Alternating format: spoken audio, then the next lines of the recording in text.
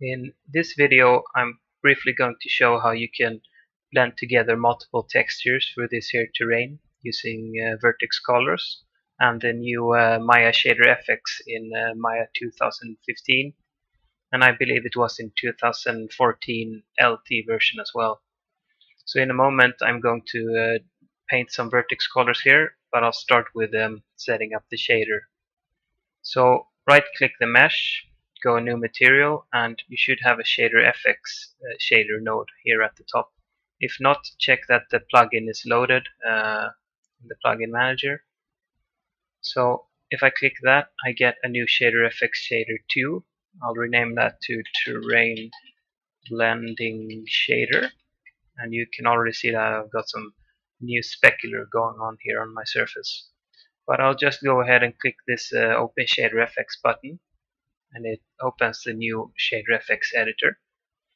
And as you can see, per default, I've got this traditional game surface shader, which has many of the basic parameters that you want in a real-time game shader. And I've also, per default, got this gray solid color going into diffuse color. And I'm not going to need this, so I'll just go ahead and delete it. And I'm going to, in this example, I'm going to show how I can blend together 3 different textures. But you could blend up to, I think, 5 textures, I believe, using red, green, blue, and alpha channel in the Vertex Color. So I'll just go ahead and search for textures here, or texture rather, and I need this texture map node. I'm going to need 3 of those. You can copy paste with Ctrl-C and Ctrl-V as well in this editor.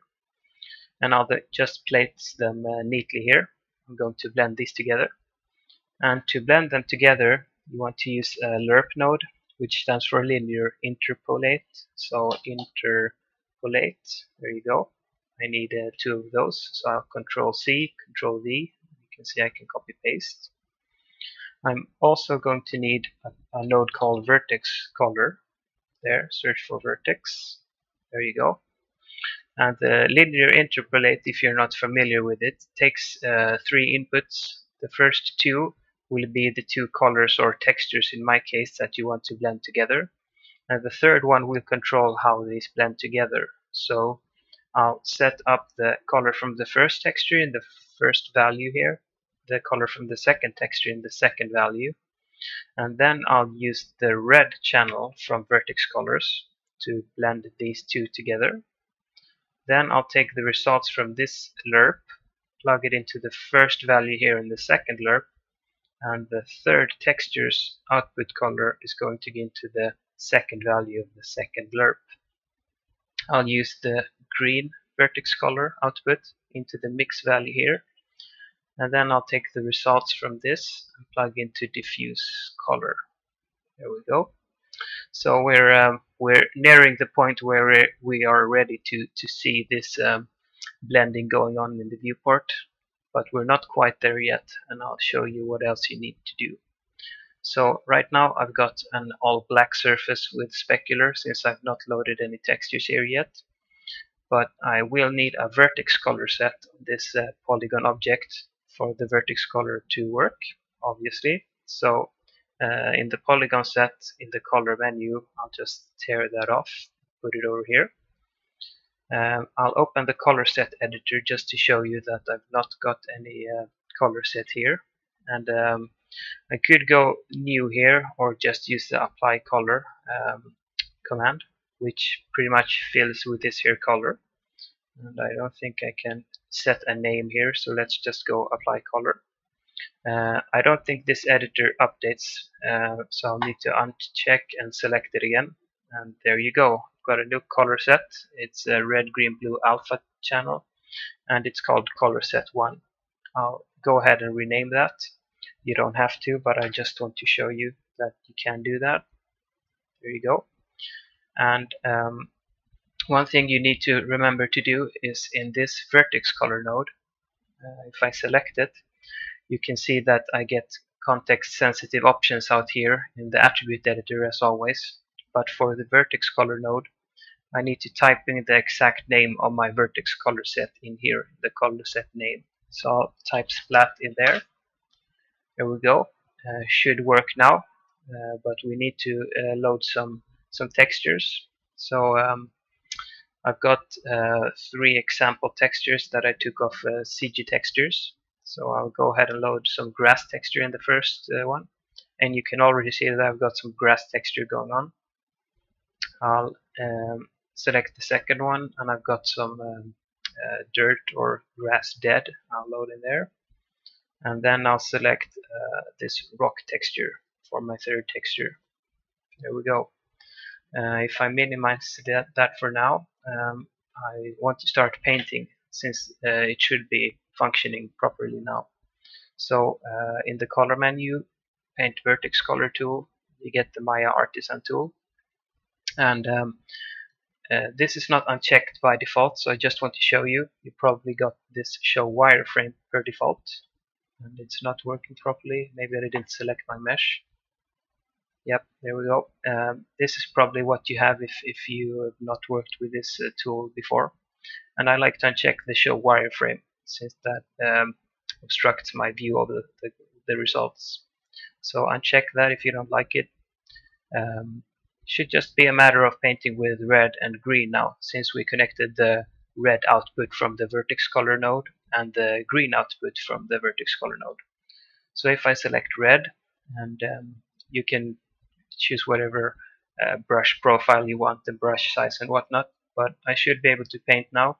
And as you can see, I've got the dirt texture going on there. And if I go green, I should get my rock texture. Yep, seems to be working just fine. Now, obviously, this seems to work, but we still want to make a few tweaks, or rather, I want to make a few tweaks to show you that you will probably want as well, I'm guessing. I want to control how many times I tile these textures, since I've got quite big features in the textures right now. I also want to just show you how to change the specular parameters a bit, and I'll also show you how to add normal maps. So if I go ahead and select this, and I think I can just open the ShaderFX editor again. I'll start with showing you how to tile the textures. And to control that, you want to control what comes into this UV input of the texture map. Now there's a node called UV set, and if I were to just plug this in here, I'd see no change, as that's the default value I'm already getting. But what I can do is add a multiply node here, and just multiply by the amount of times I want to tile the texture. So search for the multiply node. There we go. And connect the UV into the first value, or second for that matter. And then we want a float node. You could use a float too, but a float, regular float works well, even though this is a float too. And since I want to scale, rather tile it uniformly, I can use the float instead of a float 2 and typing in the same number twice. So I'll add that in the second value, and now if I plug this into here, I should have tiling by just changing this number. So I'll show you. Make sure you have this float selected, and in the attribute editor, I'll just zoom in a bit so you can see the effect of this. If I put, let's say, 3 in here, I get 3 times the amount of grass. Now, if you want the same amount of tiling for all 3 of these, you can just plug this in here. But if you want to tile them differently between the textures, you can just go ahead and set up 2 more multiply nodes and 2 more float nodes. Yeah, I don't need that. You can still use the same UV set. You don't need to create 3 of those. So there we go. And I'll copy paste this as well, like so. Plug that into here. That one goes into here, and the results go into the corresponding UVs like that. Now if I select the second float here, which should control the dirt, right? I could, let's say, tile that 2 times just to show you that it works. Yep. And the rocks, yeah, it's already being tiled 3 times. So let's say 4 instead. And as you can see, it updates. So that's how you add tiling. To set up normal map support, it's pretty much the same setup as this here with the lerps, but instead of a texture map node, you need to use a node called normal map, which pretty much is a texture loading node, but Maya knows that it's a normal map you're loading when you use this instead of a regular texture map. So I'm going to need 3 of these. I'm going to build it the same way I did up here with the lerp. I can select these 2 and copy paste. Let's take those and move them down here, like so. And the first normal in the first value, second normal in that value, and third normal in that value. Now I need to use the vertex color here as well. So the red is going to control the first lerp, and the green is going to control the second lerp. And make sure you connect these in the same fashion down here in the same order, and then load your normal maps in the same order as you loaded your diffuser albedo. It makes your life a whole lot easier. So this one goes into normal input in here. Also, you need to tile the normal maps in the same amount you did for the albedo diffuse. So that UV output goes in the first one, this one in the second one, and that one in the third one. There we go. And of course, I'm going to need to load the normal maps as well. So if you just be patient for a while. These are by far no fancy normal maps. I didn't take all that great care for generating them. I just wanted to show you guys that it works. So here we go. Yep, there's your normal map going on. Yeah, so obviously that works. Last thing, or almost last thing I want to show you, next thing I want to show you is how you can control the specular. You've got a few different things you can change here, and I'm going to show you the specular power and specular color. The specular power is pretty much, you might be familiar with the term gloss or roughness. You can control that with a float value or a single texture channel, black and white texture.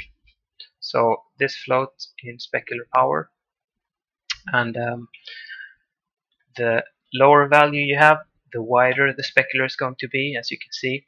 And the higher I go, the more concentrated it's going to look. So I can go really high, and I'd get some like high plastic kind of shininess going on.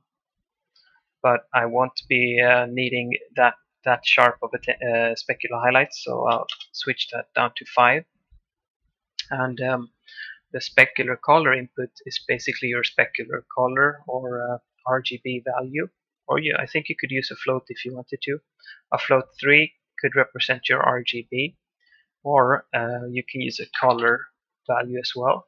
And from this one we can use the RGB, which is technically it's the same thing as using the float 3, but the nice thing about this one is that you get a color swatch here instead.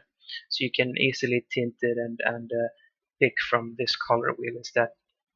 I'm not going to tint it, I think. I'm just going to use it pretty much as a way to control the intensity of the specular. So I'm just going to go quite dark, and you can see that I've still got some specular going on, but it's not in your face too much. But if you want to go fancy and make this look really good, you probably want to load the textures to control this instead.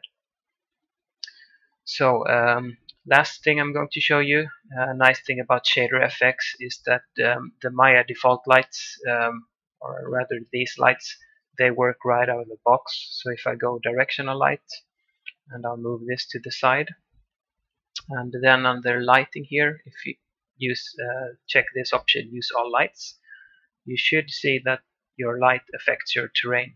And I'm getting shadows as well. You need to make sure you have shadows checked. And in the directional light, I think it's bugged on my computer, but you need to make sure that this one is checked. As you can see, I can click them on and off. And the resolution, I can increase or lower that to change the resolution here. It works with other polygon objects as well. So I've got self-shadowing and shadow from this here polygon sphere. And I think that Spotlight will give you shadows as well. Point lights won't, unfortunately, but they do work, and you can set the decay rate on the point lights, which is a nice feature. So if I move the point light here and I set decay rate to quadratic, you'll get a more realistic fall off or decay rate on the light. And I probably need to increase the intensity as well if I'm using a decay rate. So yeah, that's how you can blend several textures together in Maya for vertex painting terrain. And you could probably use the same setup as well if you paint to a texture on disk as well and use the textures to blend between several texture layers. So I hope this was helpful for you, and cheers.